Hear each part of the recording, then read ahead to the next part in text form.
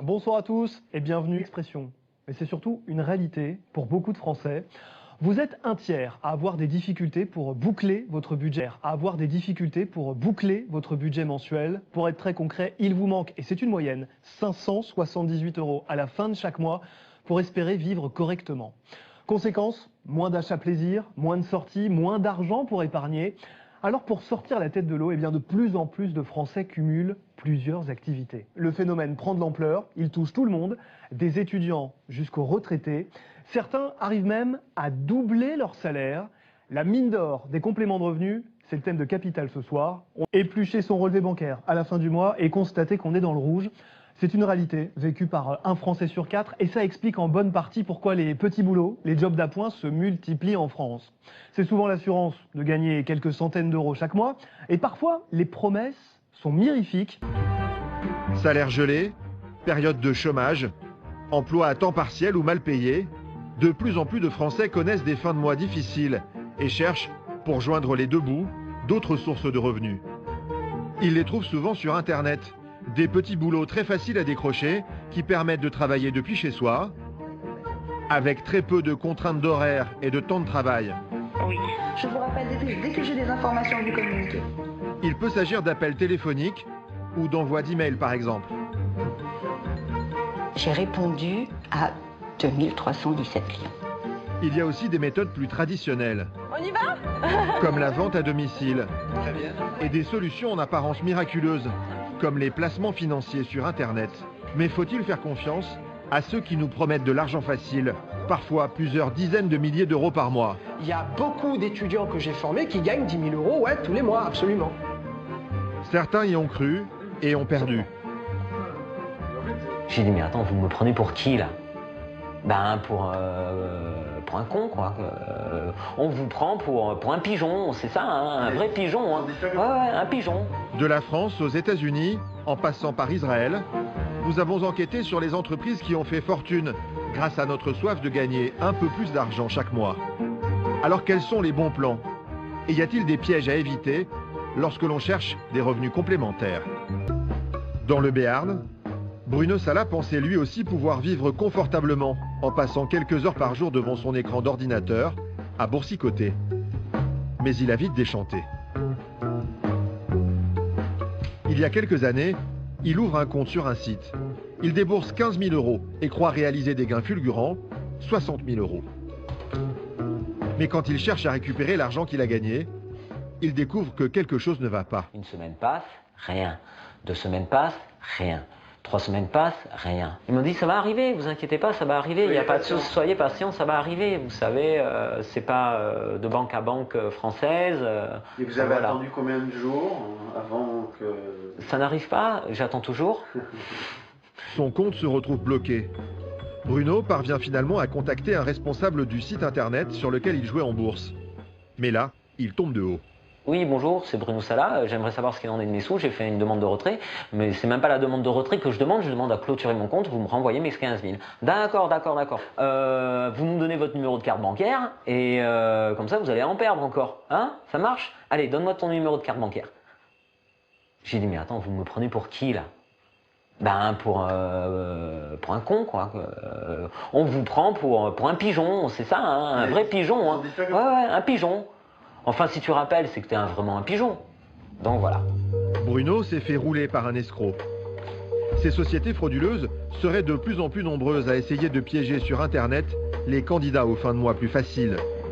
Depuis sa mésaventure, Bruno est régulièrement relancé par ces sites qui tentent de le convaincre de reprendre ses activités de boursicotage. Allô? Il rappelle l'une d'entre elles devant nous pour nous montrer leurs méthodes agressives. Oui, je vous entends. Très vite, on le pousse à miser gros. Vous avez déjà remporté 2 000 € supplémentaires. D'accord. Et avec un portefeuille à hauteur de 4 000 €, vous allez avoir un... Alors attendez.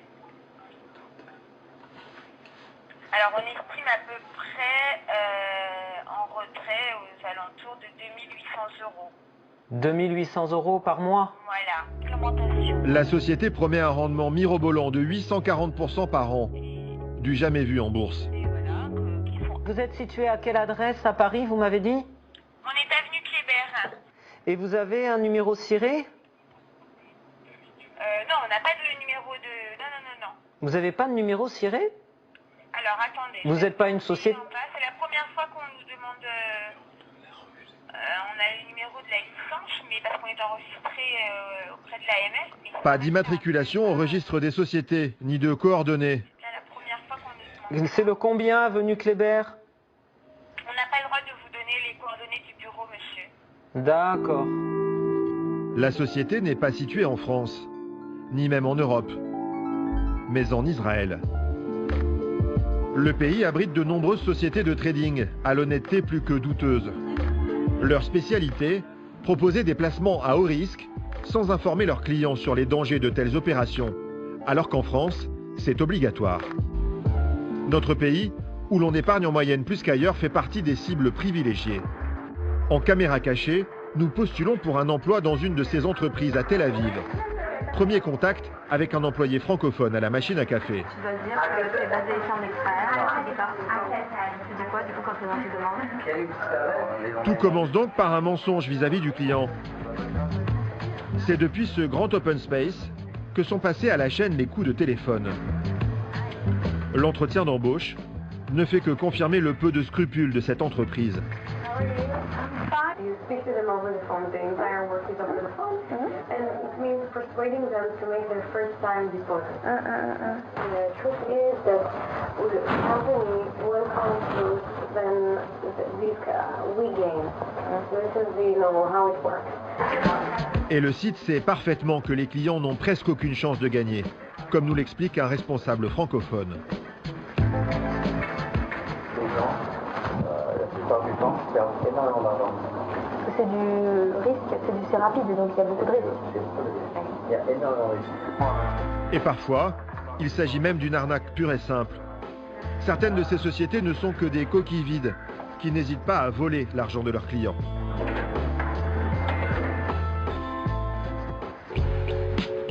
Dans un autre quartier de Tel Aviv, nous avons rendez-vous avec un homme qui a longtemps travaillé pour l'une de ces entreprises. Il a accepté de témoigner anonymement. Mon activité était de démarcher de nouveaux clients et également de faire trader les clients déjà présents sur la plateforme.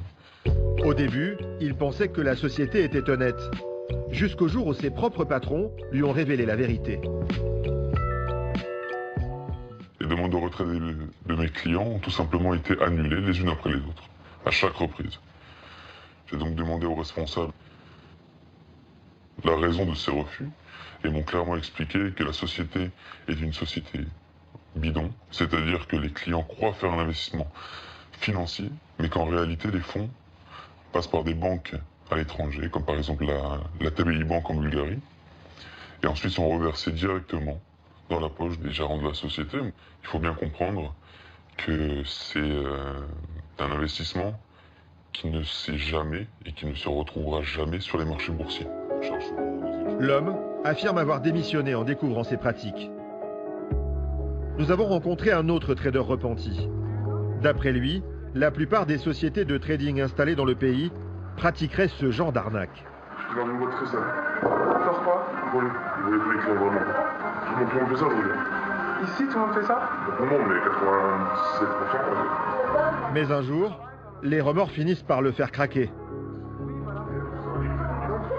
Ça vous a choqué, vous? J'ai eu la peine pour les gens. Donc un jour, j'ai eu un monsieur, il voulait mettre 60 000 euros, j'ai dû prendre 12 000 euros comme ça. Il m'a dit, par contre, c'est ma dernière chance, les enfants, ils ne parlent plus, ma femme est partie. Écoutez, monsieur, ni moi, ni personne n'a dit ces conneries. Et le jour même, j'ai démissionné. J'arrive plus, j'arrive pas. Je peux pas voir mes enfants les nourrir avec ça, c'est n'importe quoi. Je pense, hein. Aujourd'hui, je gagne de l'argent pour l'instant, mais voilà, je suis nul. Vous êtes honnête avec vous-même? J'espère, mais j'ai mis du temps. J'ai profité du système longtemps, c'est pas honnête ce que je dis. Les victimes de ces sites ne reverront jamais leur argent. Car ces sociétés enregistrées en Israël échappent aux poursuites judiciaires des autorités françaises. Sur Internet, la course au gain rapide peut donc s'avérer risquée si l'on est trop gourmand. Toutes activités confondues, près de 10% des Français exerceraient un deuxième job pour vivre plus confortablement. Voilà pour ce reportage, un petit résumé pour rappeler les gains en termes de complément de revenus des personnes que nous avons suivies dans cette enquête. Audrey, la vendeuse de bijoux, gagne chaque mois 1 000 € net minimum, en plus de son travail dans les ressources humaines. Jordan, qui travaille au téléphone depuis son salon, elle gagne 1 400 € net par mois. Et puis France, la photographe, touche 1 200 € net avec son activité sur Internet. Arrondir ses fins de mois, ça touche absolument toutes les classes d'âge, même les seniors, qui doivent parfois se contenter de pensions très faibles. En France, un retraité touche en moyenne 1 306 € par mois, mais certains perçoivent beaucoup moins et décident donc de reprendre une activité. En plus de toucher leur retraite, la loi l'autorise. Et ça concerne plus d'1 demi-million de seniors. Le chiffre ne cesse de progresser. Jessica Lapise a enquêté sur cette France qui, par nécessité, mais aussi parfois par plaisir, veut travailler plus longtemps pour gagner plus. C'est la fin de cette émission. Merci à tous de nous avoir suivis. Dans un instant, enquête exclusive présentée par Bernard de la Villardière.